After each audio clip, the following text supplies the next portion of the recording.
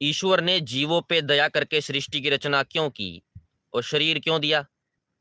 मोक्ष के लिए, कर्म के लिए। इसलिए आत्मा जैसा भी अवस्था में था, इस शरीर पाने से तो कम ही पेनफुल होगा। नहीं होता तो आप मर जाते अब तक। अगर मैं आग में बिठा दूं, गर्मी में, सर्दी में बिठा दूं, अग्नि में, या उबलता खोलता पानी है वहां बिठा दूं, तो आप उससे निकल के भाग जाओगे। तो इस शरीर के अंदर जो आप बैठे हो, चेतना, आत्मा, गाड़ी के अंदर जैसे इंसान होता है, जैसे गाड़ी में आग लगती है, हम्म? गाड़ी में आग लग गई तो आप उतर के भागोगे। तो अगर ये संसार, शरीर, कर्म आपको प्यारे ना होते, आप अब तक भाग जाते। और ईश्वर यही चाहता है। दरअसल मुक्ति क्या है? कि शरीर से, इस संसार से मुक्ति। लेकिन वो बिना ज्ञान के होती नहीं।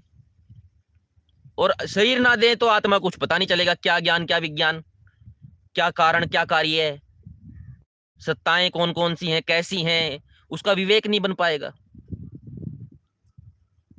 तो इसलिए अगर हमको ये होता ना, जैसे होता ना कि सोता हुआ आदमी है, उसको कह रहे हैं कि चल, वो कह रहा है मुझे सोने दो। आप जैसे लेट नाइट सोए हो, कोई आपको जल्दी जगा दे कि चल चल कहीं, मतलब कहीं वो एक्सरसाइज करने चलते हैं, नहीं, नहीं, आप सो जाओगे। तो वैसे ही जैसे ही ईश्वर ने आपको शरीर दिया, आपने आंखें खोली, तो आप कह देते कि आई डोंट लाइक, और आप उसी टाइम पे अपना निकल जाते कि मुझे नहीं रहना इस शरीर में, मुझे वैसे ही रहना है। लेकिन आप तो, वो सांप होता है ना, सांप, सांप की जीभ सूंघने की होती है, ऐसे ऐसे करती रहती है वो इंफॉर्मेशन लेता है ऐसे कि जल्दी मेरे को कुछ इंफॉर्मेशन मिलो। है बच्चा ऐसे उंगली घुसेड़ता रहता है, हैं? बड़े होके हम एक भी भाषा नहीं सीख पाते। मैक्सिमम आदमी, बच्चे को बचपन से 20 भाषा सिखा दो, इतना लालायित है वो संसार के लिए कि मैं, मतलब कि वो, जैसे कि ये ऐसा ही है कि आपको कोई मनचाहा सपना, मनचाहा प्यार या कुछ भी खाना है, और आप सो रहे हो, कोई आपको जगा दे कि ओए तेरी सेटिंग का मैसेज आ गया। ओए, जब आप ऐसा कर रहे हो तो फिर लड़की के ऊपर दोष क्यों दे रहे हो कि मुझे नहीं चाहिए थी? फिर इतना एक्साइट क्यों हो रहे हो संसार में? अगर नहीं होते एक्साइट तो ईश्वर वैसे तुमको देता ही ना शरीर। अगर उसको पता होता कि हम इस तरह के हैं, ईश्वर को पता है, सर्वज्ञ है वो, कि हम तो इसमें और घुसना चाहते हैं। वो तो ईश्वर तो कह रहा है, रुक जा भाई, इतना मत घुस इसमें, इतना मत घुस इसमें, तो हम और फंसने फंसने की कोशिश कर रहे हैं।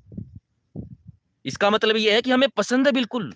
इवन यहां तक कि लोगों ने मत पंथ मजहब बना करके अपने आफ्टर लाइफ स्वर्ग को भी संसारी बना लिया है। जो कहते हैं ना, मरने के बाद, जब तुम मरने के बाद भी जिंदा ही हो तो फिर क्या मरना?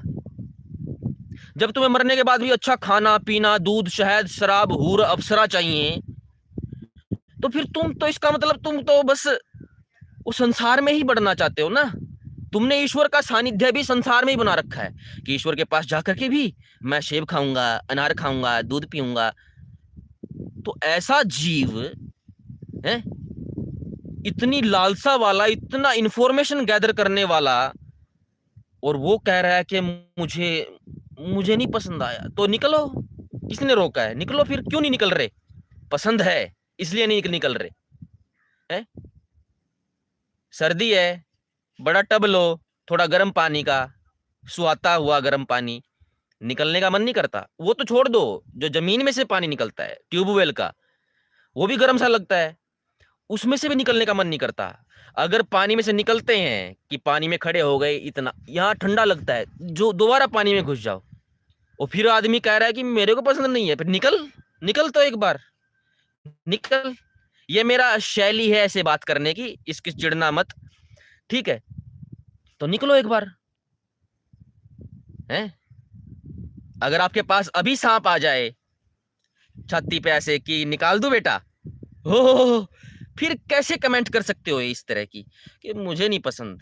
हम तो इतने पसंद करते हैं शरीर को कि ये गैलेक्सी लाखों किलोमीटर पर सेकंड की रफ्तार से किसी एक वेक्टर डायरेक्शन में भाग रही है, पृथ्वी गोल गोल भाग रही है, और हम देखो हमारा शरीर तो चलो ग्रेविटी से चिपका हुआ है, वासना से हमारी आत्मा भी शरीर से चिपकी हुई है।